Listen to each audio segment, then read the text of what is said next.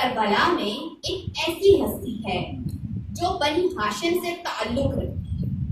سلسلہ شجرہ حسب و نسب میں، بہادری میں، شجاعت میں، شہامت میں، عقیدوں میں، معرفت خدا میں، معرفت رسالت میں، معرفت امام میں کسی صورت بھی بنی ہاشم کے کسی فرد سے کم نہیں ہے۔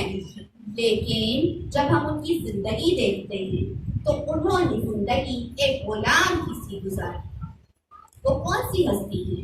وہ حضرت ابو طالب علیہ السلام کے پوتے، امیر المومنین حضرت علی بن ابی طالب علیہ السلام کے فرزند، حضرت جناب فاطمہ الزہرا سلام اللہ علیہا کی دعا، جناب زینب سلام اللہ علیہا کی امید، امام حسین علیہ السلام کے لشکر کے سپہ سالار، جن سے آج کا یہ دن منسوب ہے، حضرت ابوالفضل عباس علمدار علیہ السلام۔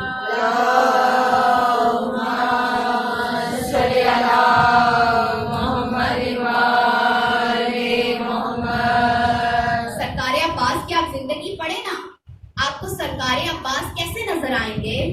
جیسے ایک غلام ہو۔ کس کا غلام؟ اپنے وقت کے امام کا غلام۔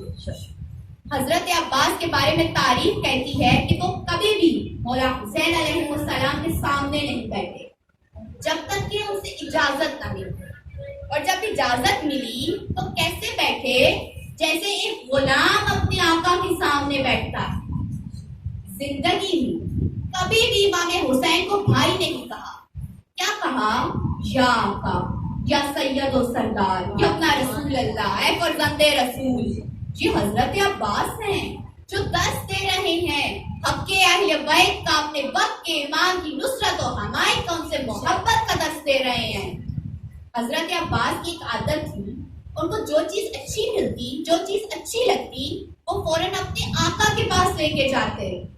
تاریخ میں ہے ایک مرتبہ حضرت عباس کو ایک عمدہ انگوروں کا گچھا ملا، فوراً اس کو لیا اور بھاگتے ہوئے دہلیز عصمت پہ گئے۔